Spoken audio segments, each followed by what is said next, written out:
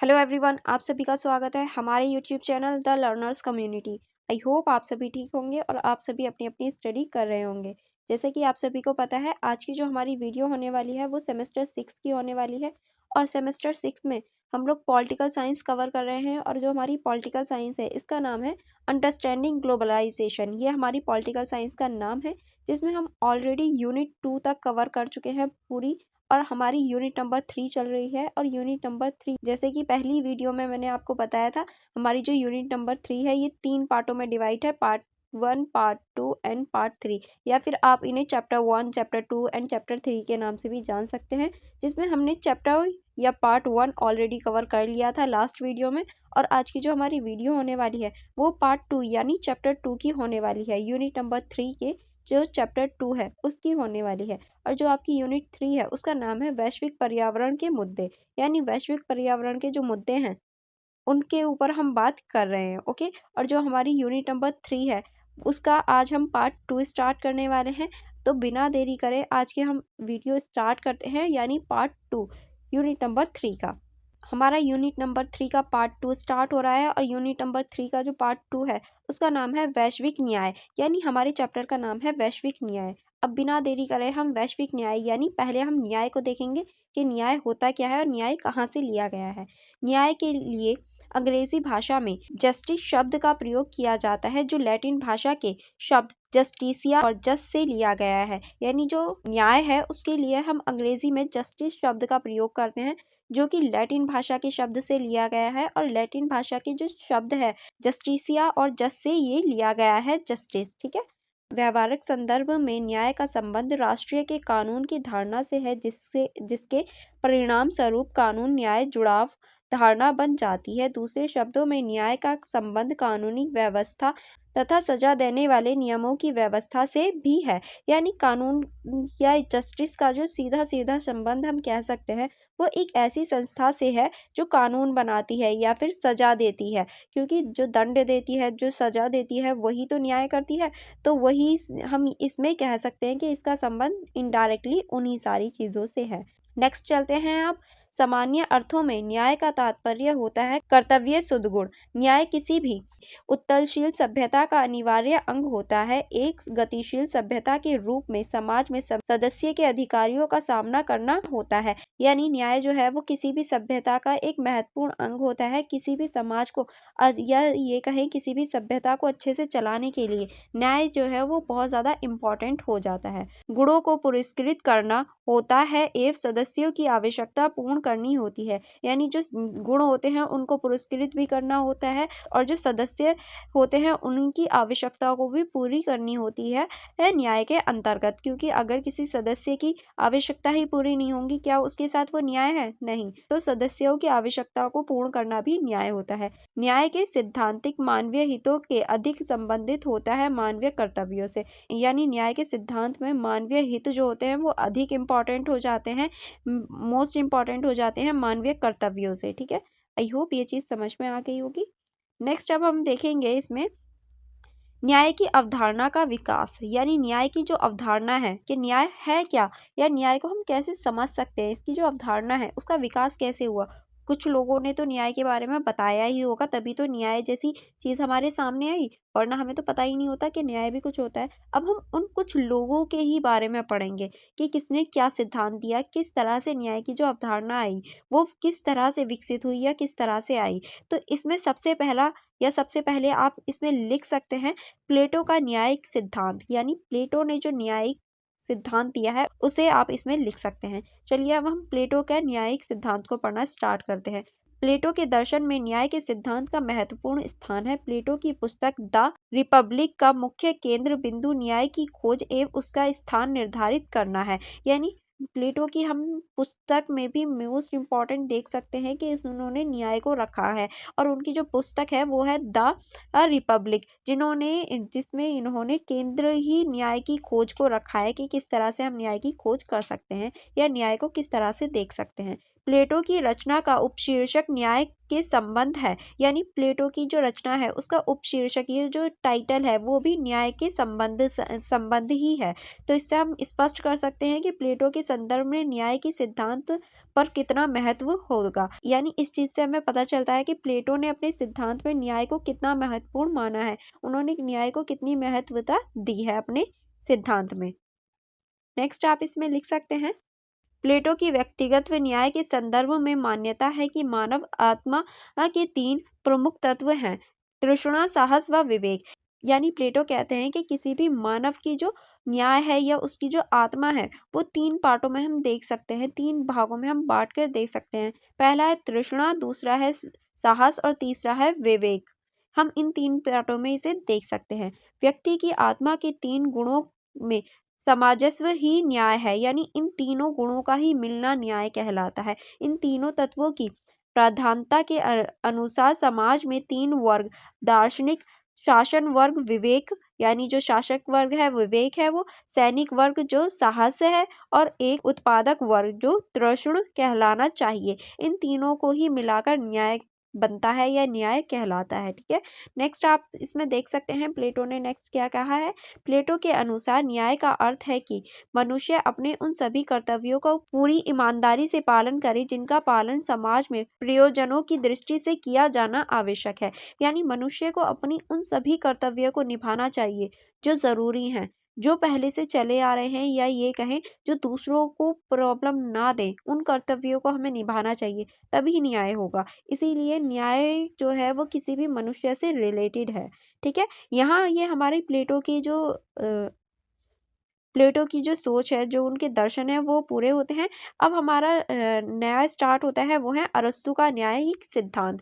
अब हम अरस्तु के न्यायिक सिद्धांत के बारे में चर्चा करेंगे कि अरस्तु ने न्यायिक सिद्धांत के ऊपर क्या कहा है। ठीक है, अरस्तु के अनुसार न्याय का आधार साम्य की भावना है। यानी अरस्तु कहते हैं कि जो न्याय है वो साम्य की भावना है। राजनीतिक विज्ञान के जनक अरस्तु ने अपने ग्रंथ एथिक्स में न्याय संबंधित सिद्धांतों को राज्य के लिए महत्वपूर्ण माना। यानी अरस्तु ने अपनी बुक एथिक्स में बताया कि न्याय जो है वो किसी भी राज्य के लिए एक इम्पोर्टेंट रोल निभाता है। अरस्तु का मानना है कि न्याय को सरोकार मानवीय संबंधों के नियमन से है। अरस्तु के न्याय को 2 भागों में विभाजित किया, पहला सामान्य न्याय और दूसरा विशेष न्याय। यानी अरस्तु ने अपने न्याय को 2 भागों में विभाजित किया है। पहला जो है वो है सामान्य न्याय और जो दूसरा है वो है विशेष न्याय। अरस्तु के अनुसार 2 प्रकार का न्याय दिया गया है। अब सामान्य न्याय क्या होता है इसको देख लेते हैं। सामान्य न्याय उसका आश्रय पड़ोसी के प्रति किए जाने वाले भलाई के सभी कार्य से है। यानी सामान्य न्याय वो न्याय है जो हम किसी भी पड़ोसी के साथ करते हैं, वो हमारा सामान्य न्याय है। अच्छाई के सभी कार्य, सभी सद्गुणों को ही अरस्तु सामान्य न्याय समझते हैं। यानी जो भी हमारे अच्छाई के कार्य होते हैं, जो हमारे सद्गुण होते हैं, जो अच्छी चीजें होती हैं, वही हमारे सामान्य न्याय के अंतर्गत आती हैं। अब हम देखेंगे विशेष न्याय क्या होता है। विशेष न्याय मनुष्य को अन्य मनुष्य के साथ उचित एवं सामान्य व्यवहार करने की प्रेरणा देता है। यानी जो हमारा विशेष न्याय होता है वो एक मनुष्य को दूसरे मनुष्य के साथ उचित और सही व्यवहार करने की सलाह देता है। देखो, कोई हमारे पड़ोस में है या हमारे जानने वाला है, हम उसके साथ जो भलाई करते हैं, जो हम अच्छापन दिखाते हैं, वो हमारा सामान्य न्याय के अंतर्गत आएगा। और विशेष न्याय के अंतर्गत वो आएगा जो हम किसी व्यक्ति को बिना जाने बिना पहचाने सिर्फ एक मानवता के आधार पर उसे वो चीज़ प्रोवाइड करवाएं। जैसे कि अभी कोविड-19 का टाइम था, हम दूसरे देश के या बहुत सारे अपने देश में भी बहुत सारे लोगों को नहीं जानते थे, पर हमने मानवता के अनुसार, या फिर ये कहें मानवता को देख कर के, हाँ हम भी मानव है वो भी मानव है, इस चीज़ के आधार पर हमने बहुत सारे लोगों की हेल्प करी। आपने भी आई होप करी होगी। वो जो हेल्प थी वो विशेष न्याय के अंतर्गत आएगी, क्योंकि एक मनुष्य की दूसरे मनुष्य के प्रति जो न्याय है, जो वो मान्यता है, जो व्यवहार है, वही विशेष न्याय के अंतर्गत आता है। आई होप आपको समझ में आ गया होगा। अब हम नेक्स्ट चलते हैं। जहाँ तक विशेष न्याय का संबंध है, यह फिर से 2 प्रकार का होता है। यानी विशेष न्याय को फिर से उन्होंने 2 प्रकारों में विभाजित किया है, अर्थात वितरणात्मक न्याय और उपचरणात्मक या सुधारात्मक न्याय। यानी जो हमारा न्याय है, जो विशेष न्याय है, उसको 2 भागों में डिवाइड किया गया है, वितरणात्मक न्याय और उच्चरणात्मक न्याय, जिसे हम सुधारात्मक न्याय भी कहते हैं। वितरणात्मक न्याय का तात्पर्य है कि राज्य को योग्यता के अनुसार नागरिकों के बीच माल और धन का विभाजन या वितरण करना चाहिए। यानी वितरणात्मक जो न्याय है वो हमारी सरकार से रिलेटेड है, राज्य से रिलेटेड है कि हमारी जो सरकार है वो किसी भी चीज़ का या किसी भी चीज़ का बंटवारा करे तो नागरिकों के बीच उनकी जो बंटवारा है वो योग्यता के अनुसार करना चाहिए। जैसे कि जॉब्स वगैरह होती हैं, जो जॉब है वो हमारी योग्यता के अनुसार होती हैं। ऐसा नहीं है किसी चपरासी को हम ऑफिसर बना दें, नहीं, जिसकी योग्यता है उसके अनुसार ही धन का और जो नागरिक हैं जो उनकी जिम्मेदारी है उनका वितरण करना ही वितरणात्मक न्याय कहलाता है। फिर से उपचरणात्मक न्याय को दो में विभाजित किया गया है, यानी दो भागों में उपचरणात्मक न्याय को विभाजित किया गया है। वो है स्वैच्छिक लेन देन नागरिक कानून और अनैच्छिक लेन देन आपराधिक कानून से निपटना। इसके अलावा अरस्तू ने उपयुक्त प्रकार के न्यायों में वाणिज्यिक और सच्चे न्याय जोड़े हैं, यानी इनमें अब इन्होंने वाणिज्यिक और सच्चे न्याय को भी जोड़ रखा है अरस्तू के अनुसार। ठीक है, अब हम आगे चलते हैं। अब हमारा आगे जो पॉइंट स्टार्ट होता है वो हमारा है वितरण न्याय। अब हम देखेंगे वितरण न्याय क्या होता है, वो भी अरस्तू के अनुसार। अरस्तू का मत है कि न्याय का यह रूप किसी भी क्रांति को रोकने के लिए सबसे शक्तिशाली कानून है। यानी वितरणात्मक जो न्याय है वो किसी भी क्रांति या किसी भी युद्ध को रोकने के लिए सबसे शक्तिशाली कानून है, क्योंकि यह न्याय राज्यों के नागरिक होने के नाते उनकी आवश्यकता के अनुसार कार्यालयों, मानव वस्तुओं और सेवाओं की उचित और अनुपातिक आवंटन में विश्वास रखता है। यानी ये कहता है कि किसी भी व्यक्ति की जो यानी किसी भी राज्य की जो वस्तु हैं, जो सेवाएं हैं, जो भी ये सेवाएं वगैरह हैं वो किसी भी व्यक्ति में बिल्कुल इक्वल बांटनी चाहिए, हर व्यक्ति में इक्वल बांटनी चाहिए, जिससे वितरण हो सके और सभी को समान चीज़ें मिल सकें, जिससे कोई भी युद्ध वगैरह या फिर संघर्ष वगैरह या क्रांति वगैरह की स्थिति ना पैदा हो। यह न्याय ज़्यादातर राजनीतिक विशेष अधिकारों से संबंधित है। अरस्तू ने वकालत की प्रत्येक राजनीतिक गठबंधन का अपना वितरणात्मक न्याय होना चाहिए। यानी ये वाला जो हमारा न्याय है वितरणात्मक न्याय, ये राजनीति की आवश्यकता से संबंधित है, क्योंकि हम राजनीति में सभी लोगों को समान रखते हैं। अब देखो कोई भी हो, चाहे वो अमीर हो गरीब हो, सबको एक वोट देने का अधिकार है, तो ये क्या है, वितरणात्मक है। और अरस्तू ने बताया है कि ये जो है ये राजनीति में ही सही से ये कार्य करता है। अरस्तू ने कहा है कि प्रत्येक राजनीतिक गठन का अपना वितरणात्मक न्याय होना चाहिए। हालांकि उन्होंने लोकतांत्रिक और साथ ही न्याय के कीन मानदंडों की खारिज कर दिया और समाज में उनकी सचेतन योग्यता के कारण ही पुर्णियों को कार्यालयों के आवंटन की अनुमति दी, क्योंकि गुणी लोग कम हैं। अरस्तू का मानना था कि अधिक कार्यालय केवल कुछ को ही आवंटित किया जाना चाहिए। यानी उन्होंने कहा गुणी लोग हैं उन्हीं को हमें कार्य देना चाहिए, क्योंकि जो गुणी लोग हैं वो ज़्यादा सही से कार्य कर पाते हैं और जो आवंटन है वो सही से होना चाहिए। ठीक है, नेक्स्ट चलते हैं। नेक्स्ट है अब हमारा वाणिज्यिक लेनदेन से संबंधित सभी कानूनों को उपचरणात्मक और सुधारात्मक कार्रवाइयों के अंतर्गत निपटाया जाता है, जिसका उद्देश्य समाज में अन्याय के कारण एक व्यक्ति ने जो खोया है उसे बहाल करना है। यह न्याय का अधिकार के दूसरे पर अतिक्रमण को रोकता है। यानी ये जो हमारा सुधारात्मक न्याय है ये वाणिज्यिक लेन देन से है, और जो व्यक्ति खो चुका है उसे किस तरह से वो वापस बहाल कर सकता है, वापस पा सकता है, इस बात पर जोर देता है। ठीक है, आई होप आपको ये समझ में आ गया होगा। नेक्स्ट है हमारा वैश्विक न्याय। अब हम वैश्विक न्याय को देखेंगे कि वैश्विक न्याय क्या होता है। ठीक है, 1980 के पश्चात वैश्विक न्याय समकालीन राजनीतिक दर्शन का एक महत्वपूर्ण मुद्दा बना। वैश्विक न्याय की धारणा मुख्य तीन संबंधित मुद्दों वितरणात्मक न्याय, नैतिक सार्वभौमिक एवं मुख्य वित्तीय संस्थाओं के इर्द गिर्द घूमती है। यानी जो हमारा वैश्विक न्याय है वो 1980 के पश्चात हमारे सामने आया और इसे तीन मुख्य संबंधों या मुख्य तीन बिंदुओं में बांटा जा सकता है। पहला है हमारा वितरणात्मक न्याय, दूसरा है हमारा नैतिक सार्वभौमिकता, तीसरा है हमारा प्रमुख वित्तीय। ठीक है, और ये इसी के इर्द गिर्द हमें घूमता हुआ दिखाई देता है।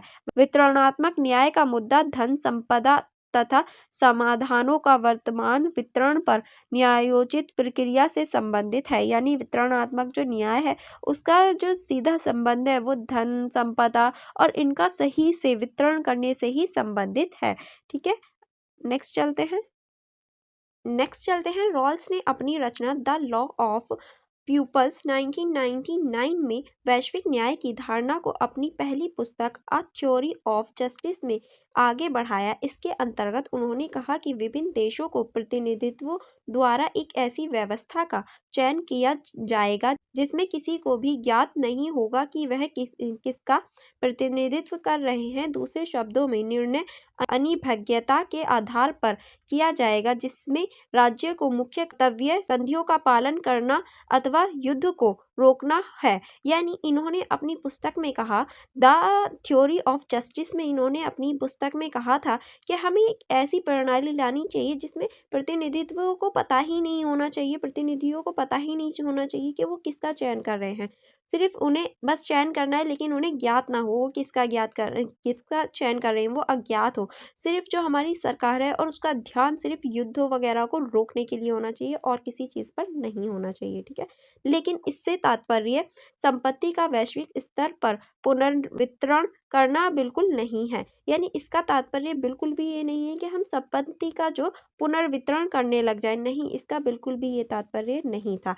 हम यह भी कह सकते हैं कि वैश्विक न्याय की धारणा स्वतंत्र राष्ट्रीय परंपरा सहयोगियों की व्यवस्था तक ही सीमित है, जिसे रोल्स एक वास्तविक स्वर्ण लोक का नाम देते हैं। यानी इन्होंने कहा कि एक ऐसी व्यवस्था को हम ये कह सकते हैं कि वो वास्तव में एक स्वर्ण लोक की तरह होगा, जो हमारी सपनों की दुनिया की तरह दिखेगा। लॉस का मानना है कि विश्व बंधुत्व के समर्थक सभी व्यक्ति एक दूसरे के साथ मनुष्य होने के कारण न्याय की धारणा में सम्मिलित होते हैं, न कि एक ऐसी जाति व वर्ग होने के कारण। यानी इनका मानना है कि जो मनुष्य हैं वो एक संदर्भ में जुड़े हुए हैं, वो भी मनुष्य होने के कारण, ना कि किसी जाति या कोई वर्ग के कारण। वो एक मनुष्य हैं, इसी वजह से वो एक साथ जुड़े हुए या कनेक्ट महसूस करते हैं। रॉल्स असमानता को अंतर्राष्ट्रीय स्तर पर समस्या नहीं मानते। वैश्विक गरीबी उन्मूलन को रॉल्स सभी देशों का सामूहिक कर्तव्य मानते हैं। यानी इनका मानना है कि जो असमानता है वो कोई भी अंतर्राष्ट्रीय स्तर पर समस्या नहीं है, और जो वैश्विक गरीबी उन्मूलन है वो एक समूह या देश के जो समूह है उसका कर्तव्य है कि उससे किस तरह से निपटा जाए। अतः रॉल वैश्विक न्याय के संदर्भ में स्वयं को अंतर्राष्ट्रीय कानून, मानव अधिकार एवं अंतर्राष्ट्रीय संबंधों के अंतर्गत उत्तरदायित्वों तक सिमटे रहते हैं। यानी वो कहते हैं कि हमें अंतर्राष्ट्रीय कानून, मानवाधिकार और अंतर्राष्ट्रीय जो संधियां हैं वहीं तक सिमटे रहना चाहिए। ठीक है, अब हम नेक्स्ट चलते हैं। नेक्स्ट है हमारा यूएनडीपी की मानव विकास रिपोर्ट 1999 में वैश्विक न्याय प्राप्त करने के लिए संदर्भ में विचार प्रस्तुत किए गए। जैसे कि अब यूएनडीपी में कुछ मानव विकास रिपोर्ट लाई गई जिसमें वैश्विक न्याय को दिखाने के लिए कुछ प्रस्तुत किए गए, यानी कुछ विचार जो है वो प्रस्तुत किए गए। अब हम उन विचारों को देखने वाले हैं कि वो कौन कौन से थे। पहला आप इसमें लिख सकते हैं अंतर्राष्ट्रीय नियमों के लिए वैश्विक आचार संहिता को, जिसमें पर्यावरण तथा श्रम से संबंधित कायदे कानूनों का पालन हो। यानी पहले में हम ये लिख सकते हैं कि वैश्विक आचार संहिता को लाया गया जिसमें पर्यावरण और श्रम संबंधित कायदे कानूनों को रखा गया। दूसरा आप लिख सकते हैं विश्व व्यापार संगठन के लिए एक अधिकार विरोधी शक्ति सहित न्याय कायदे कानूनों को लाया जाए, जिसमें वह बहुराष्ट्रीय निगमों में उद्योगों पर अपना नियंत्रण जमाने से रोका जाए। यानी जो दूसरा है उसमें ये कहा गया एक अधिकार जो होता है उसको नहीं रखना चाहिए, एक अधिकार को समाप्त करना चाहिए व्यापार पर, और बहुराष्ट्रीय या बहुनीतियों को हमें अपनाना चाहिए। व्यापार को एक एक एक अधिकार रखकर उसे नियंत्रण नहीं रखना चाहिए। नेक्स्ट आप इसमें लिख सकते हैं वैश्विक केंद्रीय बैंक गरीब देशों के ऋण देने व वित्तीय बाजारों को नियंत्रित करने में उनकी सहायता करे। यानी जो वैश्विक बैंक होते हैं वो गरीब देशों को ऋण यानी कर्जा दें और उन्हें वित्तीय सहायता दें ताकि वो भी अपना विकास कर पाए। ठीक है, अब हम नेक्स्ट पॉइंट देखते हैं। नेक्स्ट पॉइंट आप इसमें लिख सकते हैं पॉइंट नंबर 4, कई गैर सरकारी संस्थाएं वैश्विक अर्थव्यवस्था में सुधार लाने के लिए प्रयासरत हैं, परंतु ऐसा तभी संभव हो सकता है जब ये संस्थाएं तानाशाहपूर्ण रवैया छोड़कर लोकतांत्रिक लोकतांत्रिक स्तर पर काम करें। यानी जो गैर सरकारी संस्थाएं हैं वो भी वैश्विक स्तर पर अर्थव्यवस्था को सुधारने का काम तो करती हैं, लेकिन ये तब संपूर्ण हो पाएगा, ये तब संभव हो पाएगा जब वो जो उनका जो रवैया है, जो उनके तौर तरीके हैं वो तानाशाह की तरह हैं। अगर किसी को कर्जा दे दिया तो उसे ऐसा ट्रीट करते हैं जैसे वो उसका गुलाम हो गया हो। ये वैश्विक अर्थव्यवस्था में सुधार तब नहीं आएगा, जब आएगा जब ये जो वो गैर सरकारी संस्थाएं हैं ये लोकतंत्र स्तर पर कार्य करें, लोकतंत्र की तरह कार्य करें, तानाशाह को छोड़कर। आई होप आपको ये 4 पॉइंट तक अच्छे से समझ में आ गया होगा। अब हम नेक्स्ट चलते हैं। वैश्वीकरण की प्रक्रिया में न्याय को राष्ट्रीय राज्य की सीमा से बाहर निकालकर अंतर्राष्ट्रीय क्षेत्र की सीमाओं तक पहुंचा दिया गया। यानी हम ये कह सकते हैं वैश्वीकरण की जो प्रक्रिया में जो न्याय है हमारा, उसमें राष्ट्रीय और राज्य की जो सीमाएं हैं उससे निकाल कर उसे अंतर्राष्ट्रीय स्तर पर ला दिया गया है न्याय को। ठीक है, और यहाँ ये आपका जो यूनिट नंबर 3 है उसका पार्ट जो 2 है वो फिनिश होता है। यानी आज हमने यूनिट नंबर 3 का पार्ट 2 भी कंप्लीट कर दिया है, और नेक्स्ट वीडियो जो होगी हमारी वो यूनिट नंबर 3 की पार्ट 3 की होगी। ओके, जहां हमारी यूनिट नंबर 3 पूरी कंप्लीट हो जाएगी। इसमें हम पार्ट 2 को कंप्लीट कर चुके हैं। आई होप आपने अभी तक हमारी वीडियो को लाइक कर दिया होगा और हमारे चैनल को भी सब्सक्राइब कर दिया होगा। अगर आपने नहीं किया है तो आप जल्दी से कर लीजिए। ओके, और जो हमारा ऐप है द लर्नर्स कम्युनिटी TUSOL, उसको भी डाउनलोड कर लेना, क्योंकि वो आपकी स्टडी में बहुत हेल्पफुल होने वाला है। चलिए फिर मिलते हैं नेक्स्ट वीडियो में।